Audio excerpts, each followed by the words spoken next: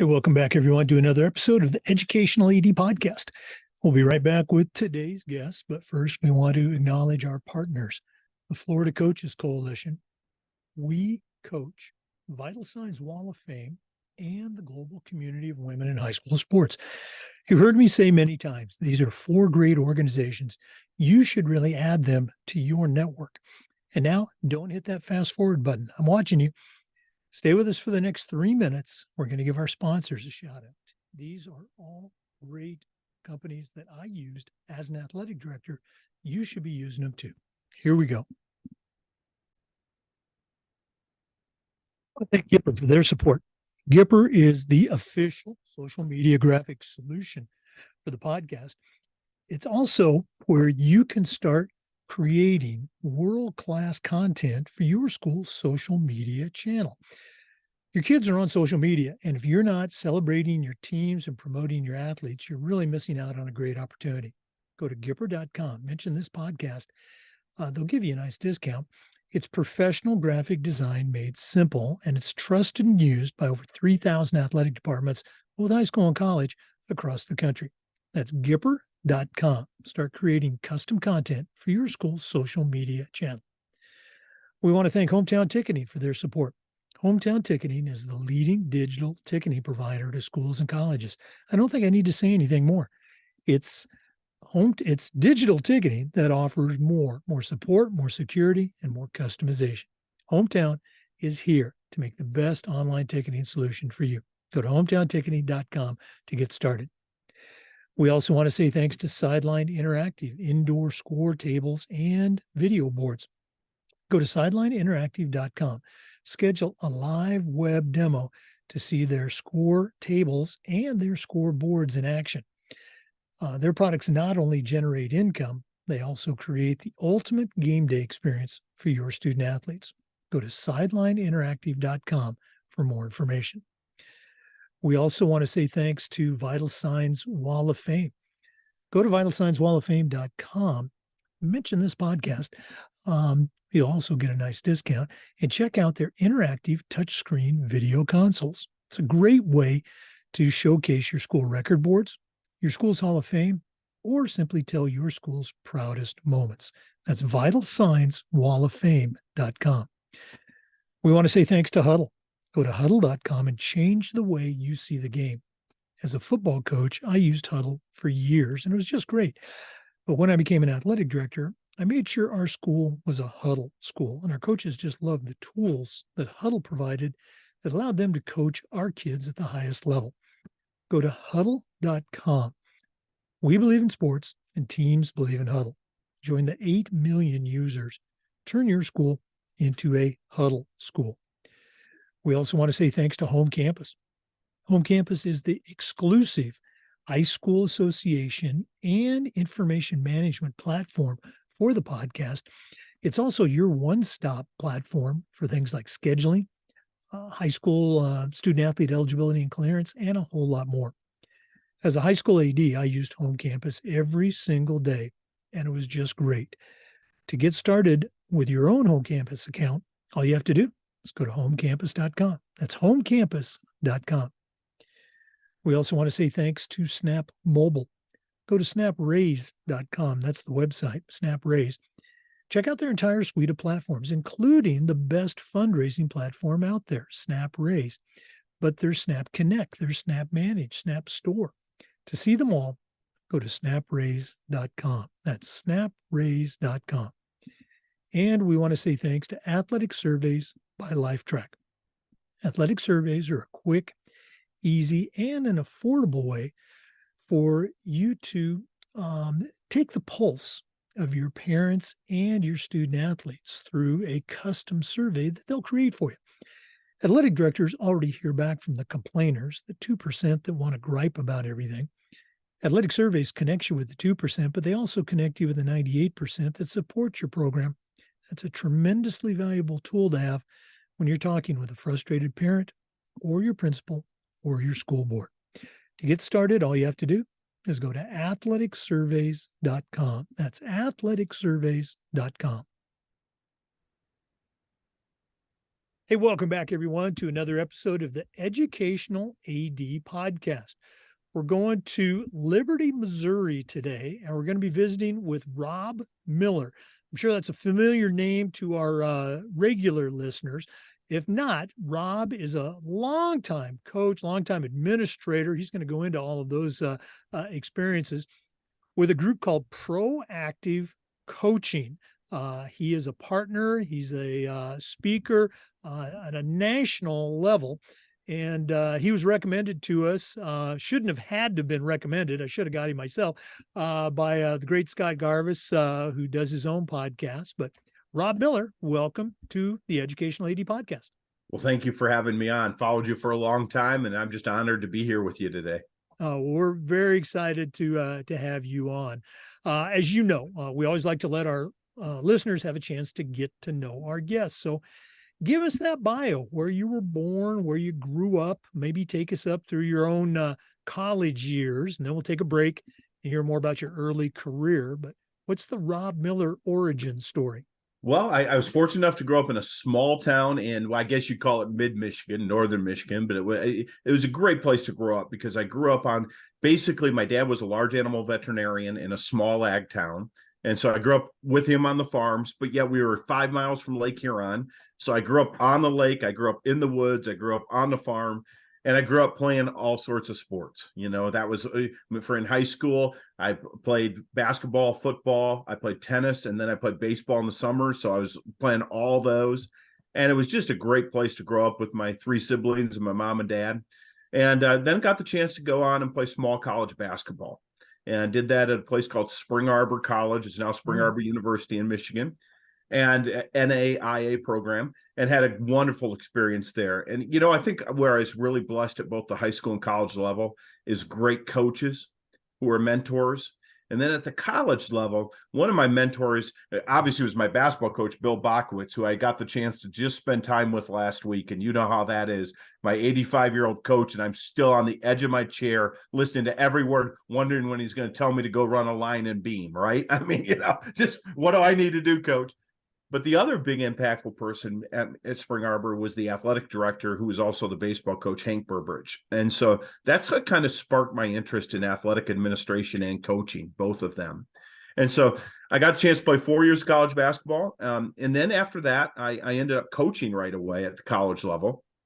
And I coached for a number of years basketball, and then got my master's at Michigan State in athletic administration, where I got the chance to work in the athletic program there. So that kind of takes me up to that point in my career. And it was just a lot of life lessons learned. And here's what I also would say.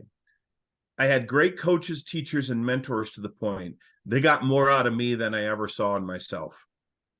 How this guy at 6'3" can't jump, not fast, got a chance to play over 100 college basketball games, and was named, you know, captain my senior year. I still don't know. They got more out of me than I ever saw. So that kind of brings you up to that point in my life. Well, that's a great segue, because I was going to ask you, I'm a little bit older than you, but I think our backgrounds are fairly similar, you know, high school and college. Looking back on those high school days, I already know the answer, but I want to hear it. Looking back on those high school, maybe even your college days, were there any lessons that at the time you really didn't get it, but later on as a coach and as a leader of coaches that you go, hey, that was a very important moment, a very important lesson? Anything stick out for you? Yeah, I think there's 2 that automatically stick out in my mind. The first one was from my junior high basketball coach, who was the assistant varsity football coach. And I can picture in the gym where I was as a sophomore. You know how you got those moments that I'm 60 years old, and I can go back to that moment when Coach Gardy looked at me and said, you know, when you start seeing more in yourself and you see what we see, you're going to be good. And that to me was kind of just a light bulb going on. Quit going through the motions, you know, work at this. They see something in you, work at it. And the second one was my varsity basketball coach, who's also the varsity football coach, who's also the varsity baseball coach, because that's small school, right? And one day I'll never forget, we were in the gym and he started working on a little technique with me at 6'3" with a little jump hook. And he looked at me and said, you know, when you get to the next level where you could play, you got to have some skills that go beyond what you think you need.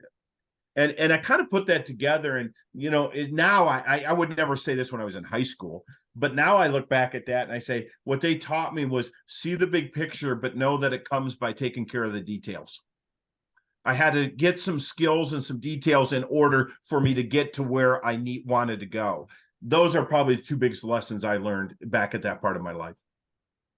Oh yeah, absolutely. And I think somehow that lesson, and maybe we can go into this deeper later on. I think those lessons that we got playing three sports and being exposed to different coaches, different coaching styles, allowed us to, I don't know, maybe grow at an earlier age. And again, it's not to denigrate any single coach that's all you do, but I'm going to guess you might have had some of this in high school. The head football coach was the JV basketball coach. The head baseball coach was an assistant football coach, and across the board. So you had all these, great coaches. And again, it's back in the 70s, so they were men, but you had all these great men that we were exposed to season after season, but in different roles. Is that similar to your high school experience? Yeah. I mean, I laugh because I say, when you look at my three sports, I think I had 5 total coaches. Right. Playing 3 different sports, 5 total coaches, because that's how they did things back then. And, you were, it wasn't, you came in as, and you were hired to teach and coach, and not just coach one sport. You were hired to coach this and that and this. And you know what? You may also be filling in with the FFA. I always said the best coach at our school was the FFA director. And I had great coaches, 2 Hall of Fame coaches at high school. The FFA director may have been the best coach. Yeah. Everybody just kind of pitched in where they needed to pitch in. Yeah. Oh, boy, we could take this episode in a whole different direction, and maybe we should sometime. We'll mark that down on the calendar. For our listeners, we're visiting today with Rob Miller. He is a partner, a leader, a speaker with Proactive Coaching. We're going to dive more deeply into Proactive Coaching later on. Let's go and take our first break, but we're coming back with more. This is the Educational AD Podcast. We want to say thanks to our good friends at Gipper for their support. Gipper is the official social media graphics solution for the Educational AD Podcast. And if you go to Gipper.com, their team is going to show you how to start creating world-class content for your school's social media channel. Your kids are on social media, and if you're not promoting the teams and celebrating the athletes' accomplishments, you're really missing out on a great opportunity.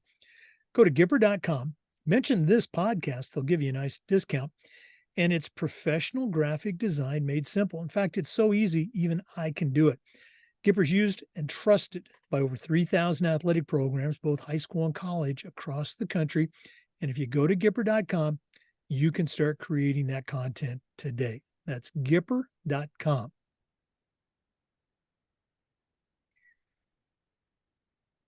Welcome back, everyone, to the Educational AD Podcast. Our guest is Rob Miller from Proactive Coaching. Rob, you took us up through, your high school and college, your glory days back then. Let's go and talk about that early career. You weren't always with Proactive, and for our listeners, we're going to take that deep dive into Proactive. But what was it like right out of school? What were some of the jobs that got you on your journey that you're still on today? Well, let's start with my, getting married right out of college, with my wife, Susan, and 37 years later, here we are. And we were living in Spring Arbor. So I took over, it was one of those things where we were getting married and I hadn't got a job yet. And it was August. And I mentioned those 2 people before, my basketball coach and the AD, Bill and Hank. And I was back just doing an interview, working out in the field house for a job at a high school. And they called me up and they said, "Hey, how would you like to join our staff here as a kind of an assistant athletic director in charge of facilities and as the assistant basketball coach?" So that was my first taste right out of college, and got involved in that for about 2.5 years. And then our head coach, kind of surprisingly, retired from basketball. And so at 23, 24 years old, I took over a college basketball job. And I said, in 7 or 8 years, I was about 85. That's how much, how that is.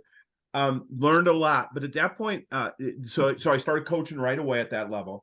But then I knew I wanted to probably look at administration. So I went back to Michigan State and got my master's in athletic administration, which led to, during that time, while I was getting my master's, I became a college conference commissioner.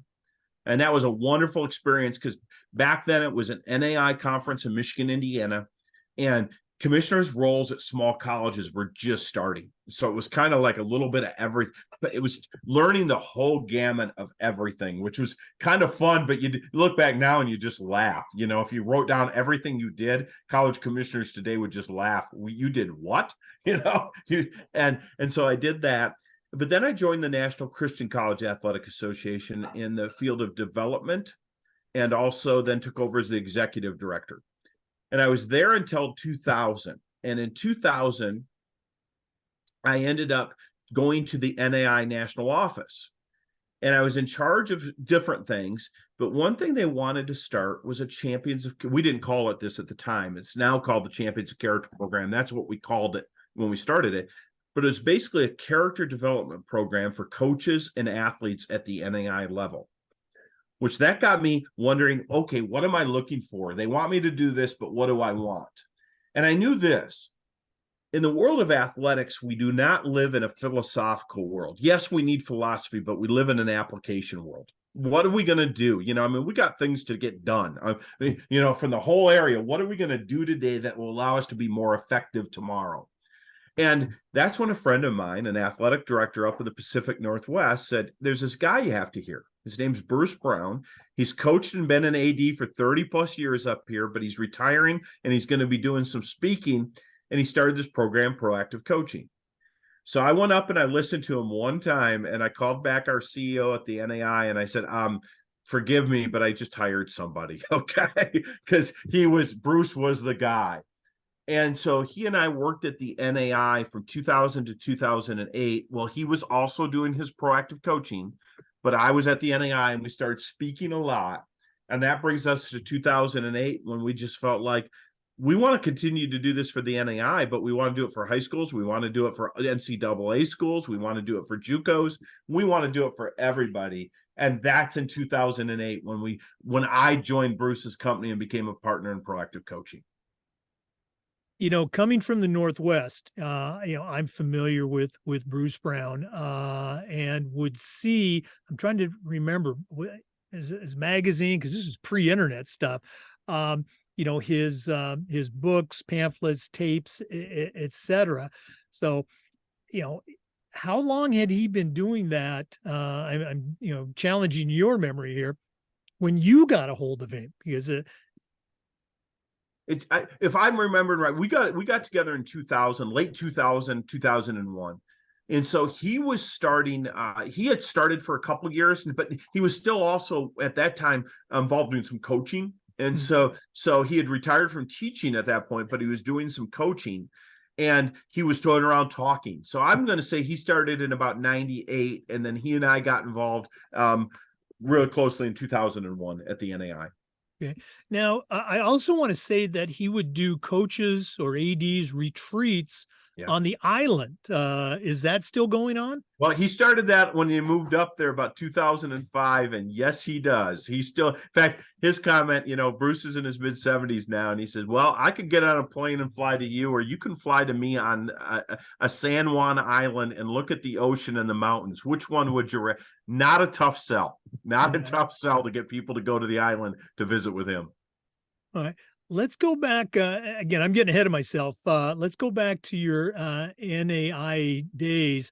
And you already mentioned it, you know, becoming a conference commissioner, you know, at a younger age. I remember I was a high school head football coach, you know, when I was 25, and that expression, you don't know what you don't know, certainly applied to me. How was that? And also looking ahead, what were some things that you got out of that experience that are still with you today? Well, I think was I guess with the stuff that I wasn't sure about going in. Now, remember, you already mentioned it. That's kind of going back, predate the internet. So guess what? Sports information was a different animal. And so what was your primary focus in those areas? Statistics. You weren't, that was kind of the area. How do we pump statistics out to get awards? And it wasn't necessarily about now the social media clips that what was your ad about, right? How do we make our social media presence better? Back then it was, how do I get my stats together so I can fax them to somebody so somebody can put them all together, okay? And I was one of those commissioners that I put them all together for people and faxed them back out. So you learned a lot of, I guess what you understood, you had to deal at the 3-foot level. And I think right now, a lot of times we're stuck at the 30-foot level, and we have to learn. I think it helps to see the at 30,000 feet if we've been at 3 feet. And I think that's early days developed the 3 feet as you kind of walk through it. That really helped.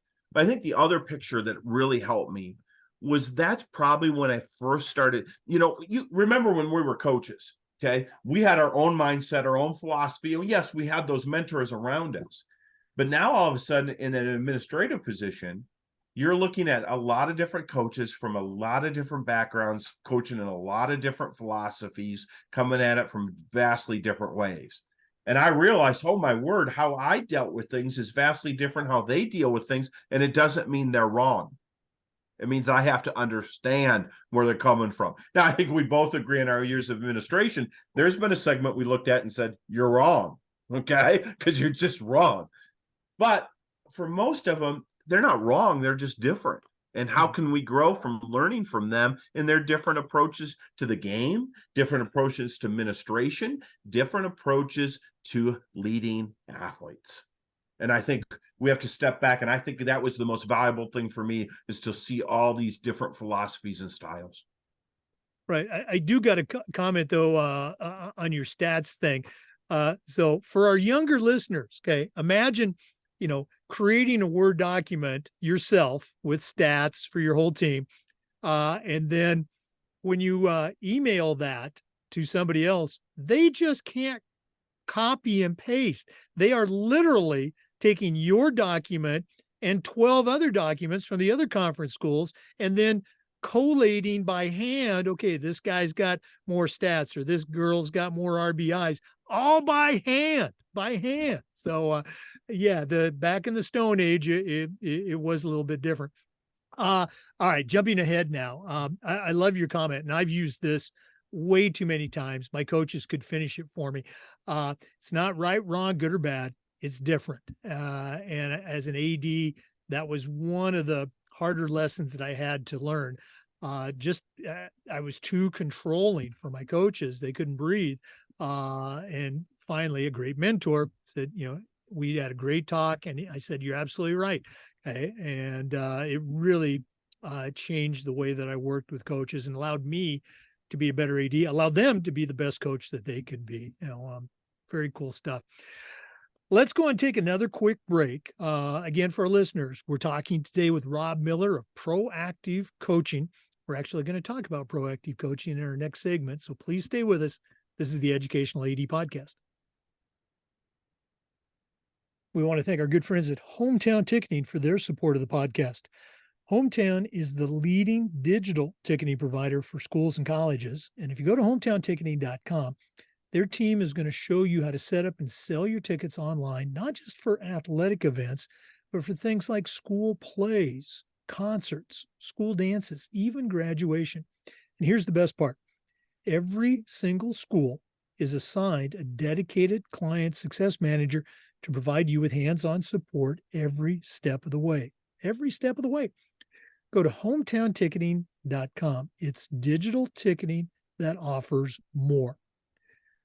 We also want to say thank you to Sideline Interactive, indoor score tables and video boards.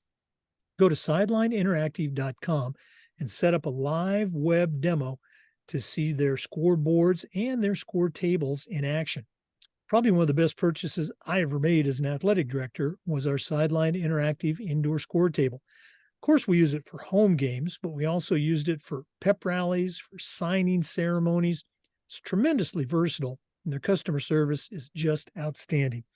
Go to sidelineinteractive.com.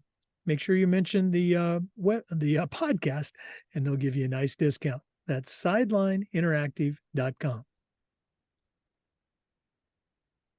Welcome back, everyone. We're visiting today with Rob Miller, one of the partners, one of the leaders of Proactive Coaching. Rob, we've talked a little bit about it so far. It's been a program that's been around forever, started by Bruce Brown. Let's pretend that, one of our listeners is not familiar with it. So, what is Proactive Coaching, and also, why should they care? I think that's a great question, and I'll start with kind of the big picture here. I think if you go down to what Bruce and Dana, his wife's why was, when it comes down to you got to know your why. It was help develop intentional coaches to go beyond the X and O's and intentionally build culture-based programs, positive culture-based programs, and develop leaders on their team. And I think that's probably the most succinct way to put it, because I think what he was seeing, and I would agree with him, was we've really had a tendency for coaches to focus on the X and O's, right? And then you hope they get to the point that they develop into a kind of a balance. Because I put it this way, you'll never find a great team that's all about performance without culture. And you'll never find a great team that's all about culture without performance. There has to be a balance. And that's an athletic team. Guess what that is? That's your coaching staff too. That's, to me, it's everything. We're building teams around performance and culture. And Bruce's philosophy was, how can we intentionally do that and not just talk about it? I put it this way. I think we've gotten really, really, and I'll say this sarcastically, good at, okay, is T-shirt slogans and banners. We put things on back of T-shirts, we put them on banners, but then dive down and say, what does that look like in a game? What's that look like in a classroom? What's that look like in the community? And now it's harder to get succinct in what that is into action statements. And so it's an application model program. That's what we're about. We work with coaches, we work with team leaders, we work with team members, and we work with parents. And we work with all of those, and administrators, because to me, those are the coaches. So that's when we kind of interchange it. In fact, we go to schools, a lot of times we're not just working with athletic teams, we're working with bands, we're working with FFAs, we're working with choirs, debates, because teams are teams fundamentally. So we try to interchange all that language as we go through. Our biggest hope is this: we give coaches application models they can put in practice tomorrow that allow them to build culture and get better in performance. So that's kind of really a short synopsis of who we are. And I'll just say, we work with, we've worked over the last, since 2008, that's 15 years ago. We've spoken to probably well over 2 million people. We've worked at over 500 in face at over 500 colleges. 500 high schools and 100 colleges. So it's getting an impact, and have had the chance to speak overseas 4 different times. So it's a message I think that people want.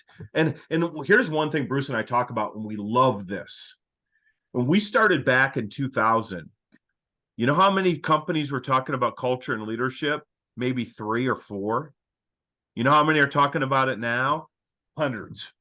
And that's okay, because that means it's important. That means people are making it important. So that's kind of who we are. No, I love it. I love the way you explained it. And you mentioned the why. And I want to be very intentional here with what I'm going to say. The why is certainly, foundational and important. But sometimes, I'm not going to say too often, sometimes I hear coaches and it's, this is my why, this is my why, this is my why, this is my why. And I'm going, okay, now what are you doing with that? Right. And you talked about practical application. So let's speak to that cynical AD or coach. Maybe he's sitting in Florida right now, and talk about, the what part. What are some of the things that they're going to find once they've figured out, hey, my why needs to bring me to proactive coaching? Well, I'll start with this. Something we do with coaches a lot. We have them write down, who are your 3 most talented players? And then I say, who are your 3 best character players based on this definition? Who makes your best decisions on effort and behavior? Okay. Guess how many people come up with the same? Okay. There's a few, right? There's a few that do that, but there's not a lot. Right. And the whole premise is this: you will never reach potential until your most talented players are your hardest workers. So as a coach, you talk about your why, but why do we want to do this? Because if we can get one young person to make a better decision on effort and behavior, guess what just happened? We got better, which means we produce at a higher level. We have a better chance to reach potential. That usually grabs their attention. But then get to the what. Okay, how are you going to teach this belief system? And so we take them through a process. How do you teach it? Because, one thing, coming back to my t-shirts comment, walk into any high school today, sit down with 200 athletes and have them all write their definition of the word respect down. How many different definitions of the word respect are you going to have? 200. Well, that's not necessarily on them. That's on us to get on the same page with them. And so kind of coming back to our old coaching days and talking about methods of coaching and just, the laws of motor development. How do you teach a skill? You define it, you model it, you shape it, and you reinforce it. That's how we teach athletic skills. Well, how about if we teach character skills the exact same way? And so we take them through, okay, how do we define it? How do we model it? How do we shape it, correct it, and how do we reinforce it? Let's follow that same method, because that's what we as coaches do. The laws of motor development can also speak to how to teach character through sport. So that's kind of one of the aspects, and I'll give you one other. Here's one, probably speaking for the last 15 years, here's the comment I've heard more than anything else. We don't have any leaders anymore. And guess what? I probably agree with that statement. But how I rephrase it to them is, what are you doing to create them? Mm-hmm.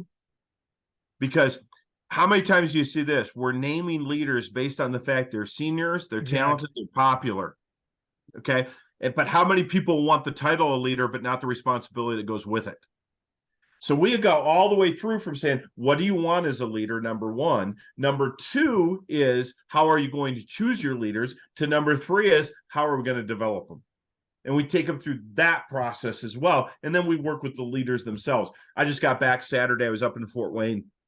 I got the chance. I love these days. I got a chance to just work for 3.5 hours with a high school basketball team, just their coach and their players.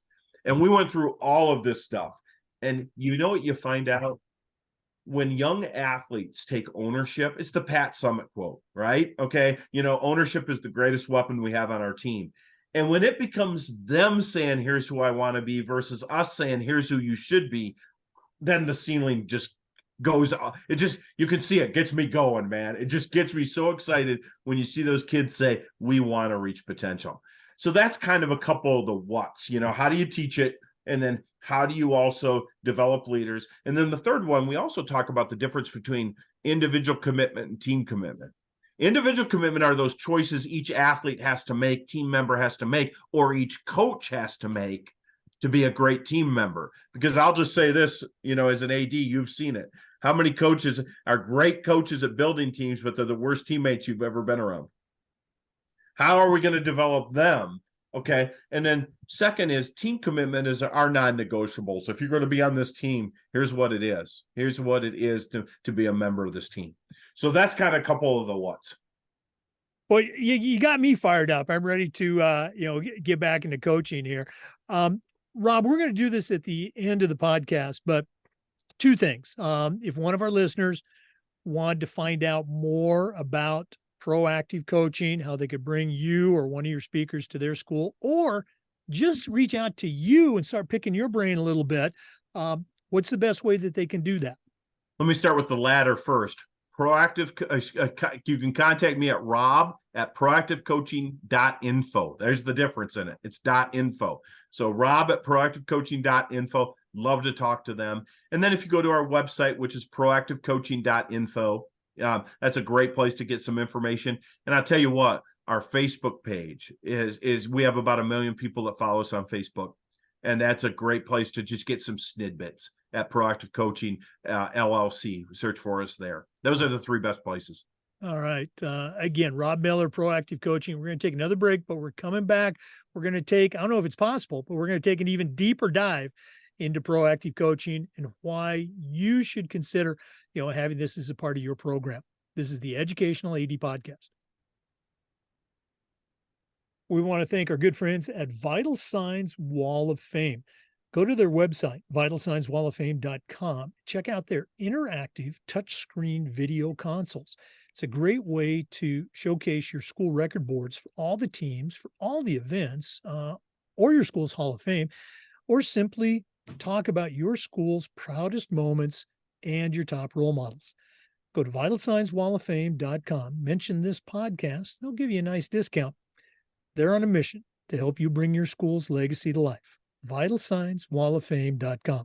Hey, Susan? We also want to say thank you to Huddle. Go to huddle.com and change the way you see the game. As a football coach, I used Huddle for years and it was just great. But when I became an athletic director, I made sure that our school was a Huddle school. And our coaches just loved the tools that Huddle provided that allowed them to coach our kids up to their highest level. Go to huddle.com. See why we believe in sports and teams believe in Huddle. Join the 8 million users. Turn your school into a Huddle school. Welcome back, everyone, to the Educational AD Podcast. Rob, that was a truly great segment talking about, proactive coaching to maybe someone who's not familiar with it. Can you look at your time with Proactive? I'm sure you've done hundreds of presentations with kids, with coaches, with teams, with schools. Can you share a couple of examples, and this is my term, not yours, success stories, where obviously you're working on changing the culture and helping the coaches, do even greater things. But do you have a couple of success stories you can share? Sure. Let me do a couple from college and a couple from high school. Okay. I think those would both be good. A couple college stories I guess I'd like to share is for me. Now, Bruce has his own, and I'll give you an example. Bruce has worked for years with Vanderbilt baseball. Okay. And if we know Vanderbilt baseball is one of the top baseball programs in the country, and Coach Corbin and Bruce are close friends, and they get together every year, and Bruce goes down there and helps with that culture all the time. So I'm not going to speak about Bruce. That's his baby, but I at least wanted to mention that's example. For me, I'll give you two colleges in Florida, since you're from Florida. Okay.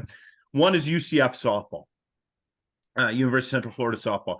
And it's interesting because I started working with Coach Ball Malone, Cindy, when she was at Boise State. And she had actually been working at University of Washington, where Bruce was working with Heather Tarr and that good program up there. And then I started working with Cindy at Boise State.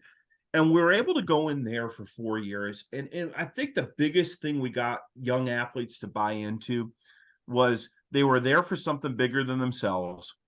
They took leadership of the program, and they ended up winning the conference and going to their first ever regional tournament. Then Cindy gets hired at UCF. And now they're a top 20 program, and they've had great success. We hosted their first super regional not last year, but the year before. But I say that to say, I think what you've seen over the years with them is this. Their coaches are bought in. So they're coaching performance, but culture. They develop the leaders on their program, which transition year to year. But maybe the biggest thing which I have loved is that it wasn't about the coaches and the leaders. It was about, we have coaches, we have leaders, and we have the rest of the team, and that all flows together. In fact, we intentionally named the rest of the team, because how many times do you hear that? We got our leaders, and then we got the rest of the team. No, the rest of the team we call the bridge, because the bridges do two things. They connect you together, and they get you over danger. And if we don't have everybody trying to connect us together and getting us over adversity in our programs, we're in trouble. We've seen them all buy into that and really succeed. The second one I'll give really quick is Flagler College up in St. Augustine. And we go up there every year working with their athletes, working with their coaches to develop intentional culture. And the athletic director, Judd Damon, his biggest philosophy is this, and he's accomplished it for like 3 straight years. We want to win the all sports trophy, but we also want to win the all sports trophy, but also the sportsmanship award. He wants to make sure they walk out. Not only do they look at they're good, but they're classy. And if you have them making the right choices on effort and behavior, you'll do both. And that's been a success story there. And then just a couple high schools. One, Kingwood Park High School in Texas, where we started 8 years ago with the cheer team. And then the next year, the dance team came in. And then the next year, the softball, baseball team came in. And now we have different schools from different teams from different high schools in the district that are all involved every year And you know what is a great one? And I think I mentioned this earlier. We talked to parents. We'll fill their auditorium with parents because here's our belief, and we've been able to accomplish it there. Not 100% because you'll never get 100%. But our philosophy at Proactive is this: when coaches and parents work together, miracles happen for the student athlete. When coaches and parents work apart, guess who suffers? The athlete. We need to work together. That has happened there. And just give you one more. I hope I'm giving you what you want. But St. Joseph's High School up in Michigan, Kevin Guzzo, a great high school athletic director who's intentionally just worked on culture, and he hires and trains coaches based on that. And their kids are walking away with an unbelievable experience. And they're not necessarily always winning championships, but they're competing at a level they've never competed before. And that to us is reaching potential, is to be able to walk away and look at each other in the eyes and go, job well done. We know we were as good as we could be. That's what we're developing. I will say, just as kind of a side note, we do have a lot of teams that we work with that end up playing high into the state championship levels. And we don't think that's by coincidence. We think proactive coaching gives you an edge. I love all the examples. I love the two Florida examples too. Got a question for you, and I know I'm ambushing you with this one. And again, for our listeners, we're recording this on September 18th, so it's pretty timely. Deion Sanders has been in the news a lot. Total transparency. I'm a big fan. I like what he's doing. From an outsider's view, because we don't know what's going on, in the meetings, but from an outsider's view, what are some things that you would say he has done to change the culture? Because obviously going from 0-11, they certainly had a challenge against Colorado State, but they came out on top, came from behind, to go from 0-11 to 3-0. What are some things that from your 30,000 foot view, you think he has done? One, there's no doubt, and he puts it on all his shirts, right? Believe. They believe. I mean, he gets young people in there, sets the expectation high when it comes to performance. His expectation for performance is high, and he gets his players to understand what that is, and he gets them to buy into it. To me, that is a trait. It's hard. And I mean, we're not talking, sometimes we can get 80-90% of it. He gets like 98% of his kids to buy in wherever he's been at. There's something there. He relates to young people very well. Okay. But I'd say there's a second part. I think it's developed a coaching staff that coaches the game unbelievably well. You watch them, they play the game well, blocking, tackling, and they're undersized a lot of the times, and they're blocking and tackling, and they just do things. So those are the two I think best. He's taught the game well, and he's gotten to believe. Now, he's also done something, and I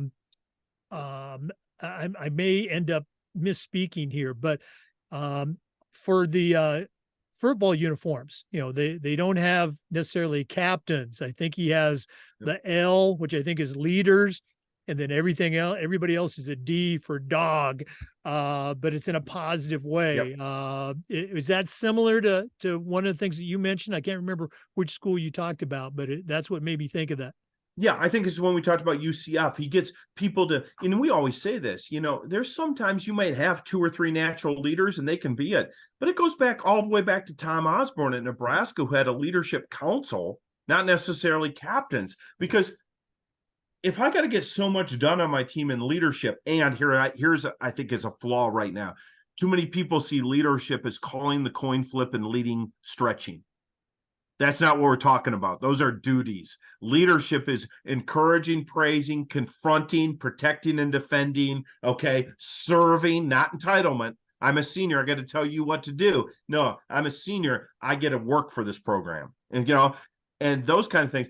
Well, if I can have 10, 15, 20, 50 people doing that, how much better am I going to be than if I have 3?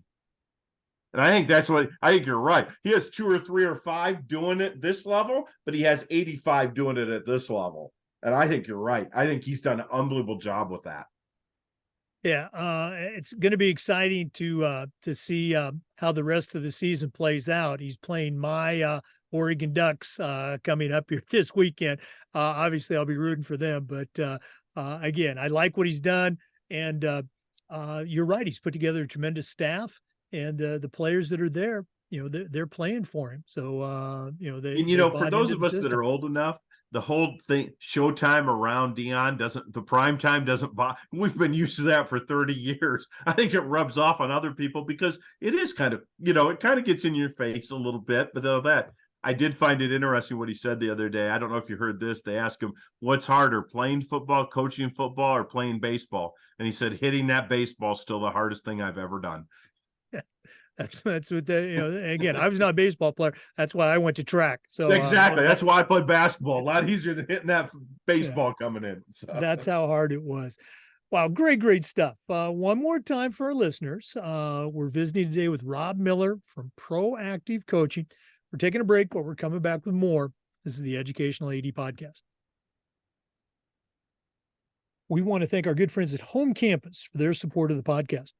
Home Campus is the exclusive high school and state association management platform for us. It's also your one-stop platform for things like scheduling, student athlete eligibility and clearance, and a whole lot more. As an athletic director, I used Home Campus every single day, and it was just fantastic. To get started with Home Campus at your school, all you have to do is go to homecampus.com. That's homecampus.com. We also want to thank our friends at Snap Mobile. Go to snapraise.com. Check out their entire suite of platforms designed to help you do your job better. If you're looking for a fundraising platform, stop right here. SnapRaise is hands down the best one out there. But there's so much more. You've got Snap Connect, Snap Store, Snap Manage. You can find them all by going to snapraise.com. That's snapraise.com. Welcome back, everyone. We're visiting today with Rob Miller, one of the partners with Proactive Coaching. Rob, one of our longstanding talking points involves this idea of social awareness. So how can an athletic director do a better job for their community in this area? Do you have any advice for us? Yeah, I think there's a couple different areas where that would help. And, and we all know our day gets slammed. Okay. I mean, we get bus transportation, physicals, then we got the media, and it's a slammed full day. I get that, especially, and we all know spring sports will drive every one of us crazy. Okay. I mean, especially if you're up in our neck of the woods, okay, where you're canceling every other game. But the three things I really like is number one is, you better be socially aware what's happening at your practices. What's happening with your teams? Okay, I guess that's a better way to put it. Meaning, if somebody's going to come to you and say, this is what's going on in your teams, you better have an understanding so you're socially aware of what's taking place. Go to practices. Hey, ride the bus with the team to a game, and not just the basketball, football team. Go with the cross country team. Go with get out there with the lacrosse team, whatever it is. So you got an understanding of what these kids are saying and doing on the buses and on the road trips, because I think that'll give you an idea of what's going on. So that's kind of number one. Number two is listen to your athletes. And how I think the two best ways to do that is, one, if I love it. I know you've addressed this in other podcasts. Okay. I know you have a leadership council for an athletic director, and that leadership council has to become more than a community service grouping. It has to become a voice, and it has to become a conduit between the administration and the rest of the athletes. We're hearing what the athletes are doing, and we're presenting to this group what we want out of the athletes. So that's another group. But I think there's a second part of listening. Never be afraid to call in some kids, sophomores, freshmen to seniors, and have a talk with them about, how's it going? What are you seeing in the hallways? How are we doing in the locker room? Listen to some kids and get a different scope of kids out there. But I think the last one is this: talk to your community. How many times have you seen this? The athletic director at a game is hiding behind the bleachers someplace. I mean, they don't want to be where the problem can be, right? Get out there, sit with your parents. But you know who else I have found over the years? Who I have found great resources in? that parent that was parent 30 years ago that's still coming to every game. And they may even be, they take their turns at the concession stand. Those kids have been graduated for 25 years. They're still in the concession stand. Why not talk to them? They got a pretty good handle of what's happening too. We got to be able to establish communication and listen from all the different key stakeholders. Number one key stakeholder are student athletes. Number two is our parents. Number three is the rest of the community. And by the way, it would never hurt to ask the teachers what's going on in the classroom either. I love every single one of them. And again, I think your theme was, just listen, listen to the kids, hey, coach, you got a minute. I know when a parent says that, hey, coach, you got a minute, you're not excited, but that veteran parent, and also that parent who's had maybe 3 or 4 kids go through the program. Now they're down to their last kid. Pull them aside and just, say, has it been a good experience? What are some things you've liked? And a lot of times those are the parents that they're your favorite parents because they never come into your office. They're not beating you up with something about playing time, but reach out to those other parents too. I've said this, and I say this to young coaches, focus on the 99%, not the 1%. And I think that's true for athletic directors. 88% of parents will never have problems with. And in fact, we never hear from them. And it's like you said, we want to hear from them. Or number 2 is we wish we would hear from them because they're the ones that don't come to parent teacher conferences either. We need the 19% though, is the ones we need to establish great community. They may have an issue, but as long as you have great communication and strong standards, that's where we'll grow and learn together. Then there's the 1%. There's nothing we're going to do to change them.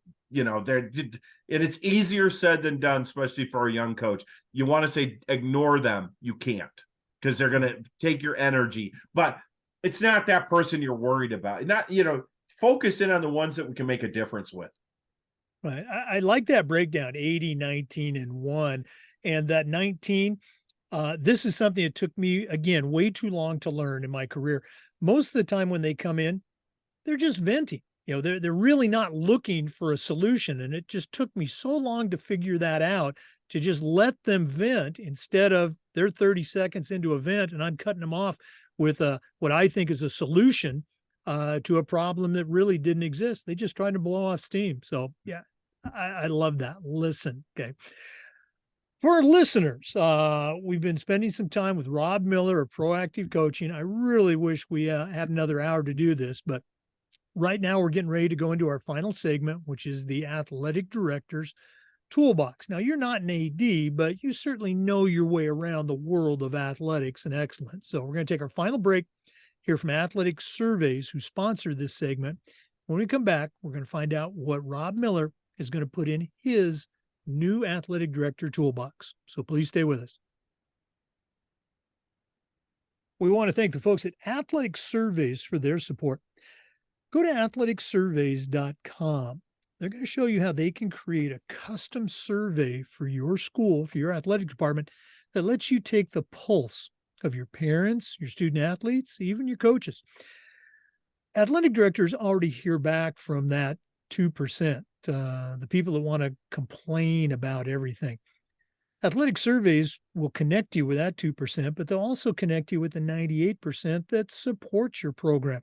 And that's a tremendously valuable tool to have when you're talking with a frustrated parent, or maybe your principal, or even your school board. Go to athleticsurveys.com. Let them show you how you can start taking the pulse of your parents and your student athletes. That's athleticsurveys.com. Let them help you take your athletic program from good to great. Well, it's that time of the podcast. We have been visiting with Rob Miller of Proactive Coaching. Tremendous career in athletics, athletic administration, and coaching. But right now, I'm going to challenge him to send out a brand new athletic director on their very first job. And I'm only going to let him put 3 things in the toolbox. So, Rob, what 3 items are going to go into your new athletic director toolbox? First thing I would say is this: every day, spend 10 minutes in your own personal development. Okay. So listen to a podcast like this, get a book like the Athletic Director's Toolbox, whatever it is, but 10 days, I always put it this way. I think we should wake up every morning and try to do something in the first part of the day that sets the day going in the right direction. And for an athletic director, we know once you get to school, you know what? It's going to be 185 miles per hour most of the day. Okay, that's just it. And when you think you got a quiet period, the umpire calls and says, I can't make it today. So you spend that hour going through trying to find a new umpire. So find something to find some quiet time in the morning to professionally develop yourself. For me, what I've gotten a habit into is I just try to read something or listen to a podcast first thing in the morning. I do two. One is on my faith and one is on my profession. I want to do something each morning, and it may even only be a short one. It may be 5 minutes each, but something that sets the day with my mind thinking about something new. So that's more conceptual than it is an actual thing. But that's one thing I think I really, really believe in. The second thing I think is if you want to help build your team, develop something with your coaching staff that makes them better every day. And send them something every day. Don't miss a day, okay? Where you're growing your team every day. And the reason I say that is because here's what I've seen. I think we have a lot of young coaches that go into one of two categories. They do a great job leading and a poor job managing. That's category number one. And guess what? They can lead their team great, but if they don't manage, who's responsible? Who's going to fall? Who is that going to fall on? The athletic director, who already has enough job to do as their man in the manager role. They shouldn't be doing the manager for that sport. That comes with the job of a coach. Okay. But on the other hand, how many times have you seen this? Coaches are good managers, but don't lead their athletes. Guess who that comes back on? The athletic director. Okay. So something to develop yourself and something to develop your team every day. And your team is the coaching staff. Develop them every day. So that's kind of maybe two things that aren't as good out there. The third one I'm sure you've gotten a million times, and it's this: have a trusted mentor that you can pick up the phone, send an email to, call him or her and say, what would you do in this situation? I think I've learned this, and maybe I can throw this in as the kind of the tagline on trusted mentor. And I had somebody mention this to me: seek wisdom, not advice. And to me, that was a changing point for me. Seek wisdom, not advice. Advice, that means we're just doing it the way they would do it. I don't want that. I want wisdom. How do you go about how you make decisions so that I can go about it? Because it may be two different situations. And if I may add a fourth, proactive coaching. Okay.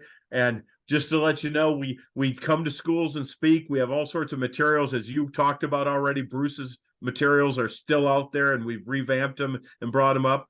And third, if I don't mind mentioning, we just came out with a new product through Neptune Navigate, which is a 8-week leadership course for all kids at a school. So we got lots in our toolbox that we can help you with too. But those would be my four. So I hope I touched on something that would help there. Oh, absolutely. And I love the 10 minutes of professional development. And I love the way you said, your faith and then also from the coaching. But you even went, more fine tuning with growing your coaches. Just, great stuff. One more time, Rob, if one of our listeners wants to know more about proactive coaching, how they can get involved for their school, their program, or how to reach you, what's the best way they can do that? You can reach me at rob@proactivecoaching.info. That's rob@proactivecoaching.info. I'm even going to give my cell phone. How's that? Okay. Because I don't mind that. 913-449-3356. Or go to our website, proactivecoaching.info, or Facebook, Proactive Coaching LLC. Yeah, it sounds like that Facebook site might be a really cool one to add. Rob, thanks so much for taking time out of your busy day to share with our listeners, and all the best moving forward. Thank you. This has been highlight. It's been fun. Okay. Oh, absolutely. We're going to have to do another one because you got so much good stuff to share. For listeners, we do this just about every day, and we upload the Zoom recordings to the Educational AD Podcast YouTube channel. Of course, we appreciate you listening. Come back next time for another great interview and just about every day for new content on the Educational AD Podcast. We'll see you next time.